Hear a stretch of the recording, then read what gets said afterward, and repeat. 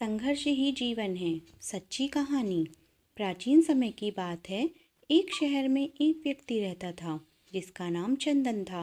वह अपनी पत्नी, दो लड़के और दो लड़कियों के साथ रहता था और वह किसी छोटे मोटे प्लांट में काम किया करता था। चंदन और उसकी पत्नी खुशी खुशी अपना जीवन व्यतीत कर रहे थे। समय का चक्र बीत रहा था और उनके लड़का लड़की बड़े होते जा रहे थे। जब उसकी बड़ी बेटी कक्षा 5 में पढ़ रही थी, तभी एक दिन स्कूल की छुट्टी के समय जब वह लड़की सीढ़ियों से नीचे उतर रही थी, तभी पीछे से किसी लड़की से धक्के लगने पर वह सीढ़ी से नीचे गिर गई, जिसके कारण उसके पैर में चोट आ गई। जब लड़की घर पर लंगड़ाती हुई आई तो उसके पिता ने पूछा क्या हुआ। तभी लड़की ने उन्हें पूरी बात बताई। पिता ने सोचा छोटी मोटी चोट है और यह सोचकर उसने अपनी बेटी से कहा कि इसे गर्म पानी से सेक लो, ठीक हो जाएगा। कुछ दिन बीतने के बाद लड़की का पैर फूलने लगा और उससे चलने में दिक्कत होने लगी। तभी उसके पिता ने कुछ लोगों की बातें सुनकर किसी एक ओझा को ले आए, जबकि उसे कुछ नहीं आता था और वह पैर ठीक नहीं कर पाया।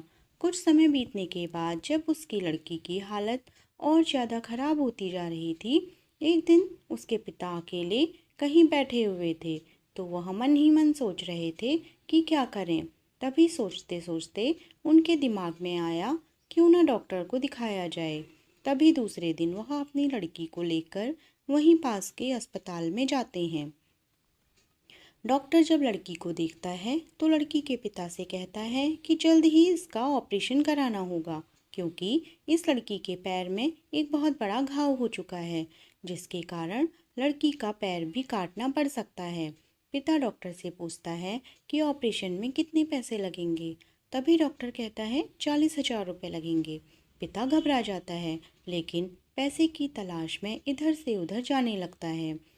इधर उधर भाग दौड़ करने के बाद पैसे की व्यवस्था कर लेता है और लड़की का ऑपरेशन हो जाता है। ऑपरेशन के बाद लड़की अपने घर आ जाती है, परंतु लड़की के पैर में कुछ सुधार न होने के कारण पिता चिंतित रहने लगता है। इसी तरह 4 साल बीत जाते हैं और पैर में लाख लाख रुपए लगाने के बाद भी लड़की का पैर ठीक नहीं होता है, जिस कारण से पूरा परिवार दुखी रहने लगता है। कुछ समय बीतने के बाद लड़की का विवाह हो गया और लड़की के जीवन में खुशहाली आ गई। पिता सोचता है कि अब सब कुछ ठीक हो गया है, संघर्षों का दौर खत्म हो गया, परंतु किस्मत को कुछ और ही मंजूर था।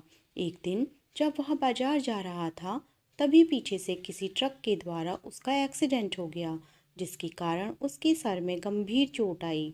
चंदन 1 महीने तक बिस्तर पर ही रहा। 1 महीने के बाद ठीक होने पर उसने सोचा कि अब सब कुछ ठीक हो जाएगा। तभी उसकी पत्नी का स्वास्थ्य खराब होने लगा और वह बीमार पड़ गई। यहाँ वहाँ छोटे डॉक्टरों को दिखाने के बाद तबीयत और बिगड़ गई, जिसके कारण उन्हें वाराणसी के BHU हॉस्पिटल में ले जाना पड़ा।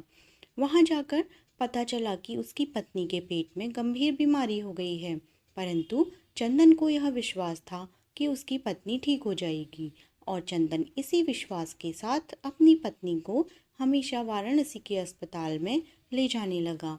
कुछ समय बीतने के बाद पत्नी की तबीयत में सुधार होने लगा। चंदन ने सोचा कि अब सब कुछ ठीक हो जाएगा। एक बार जब वह अपनी पत्नी को वाराणसी के अस्पताल में ले गया, डॉक्टर ने सभी रिपोर्टों को देखते हुए कहा सब कुछ ठीक है। चंदन बहुत खुश हुआ और वह अपनी पत्नी के साथ अपने शहर वापस आ गया। अगली सुबह सब कुछ ठीक था। चंदन का बड़ा और छोटा बेटा दोनों स्कूल चले गए और चंदन अपने काम पर चला गया। बड़ा बेटा स्कूल में सोच रहा था कि चलकर माँ से कुछ बात करेंगे। तभी 11 बजे उसका मित्र आता है और कहता है कि चलो तुम्हारी माँ की तबीयत खराब हो गई है। बड़ा बेटा दौड़ता हुआ अपने घर की तरफ आता है। तब तक बहुत देर हो गई है। उसकी माँ की मृत्यु हो चुकी थी। माँ को देखते ही बेटा फूट फूट कर रोने लगता है और वह अपनी माँ का अंतिम संस्कार करता है। 1 साल तक पूरा परिवार दुखी रहता है। कुछ समय बीतने के बाद दुखों के बादल छट जाते हैं और चंदन अपने लड़के और लड़की के साथ सुखमय जीवन बिताने लगता है। आज उसका परिवार खुशी खुशी जीवन जी रहा है। दोस्तों, जीवन में सुख और दुख दिन और रात की तरह होते हैं, जो कभी स्थायी नहीं रहते। इसलिए दुख के समय में कभी हिम्मत नहीं हारनी चाहिए और सुख के समय कभी अहंकार नहीं करना चाहिए। इसीलिए कहा गया है, जीवन का दूसरा नाम संघर्ष है। तो दोस्तों, आज की ये स्टोरी आप लोग को कैसी लगी, कमेंट करके ज़रूर बताइएगा।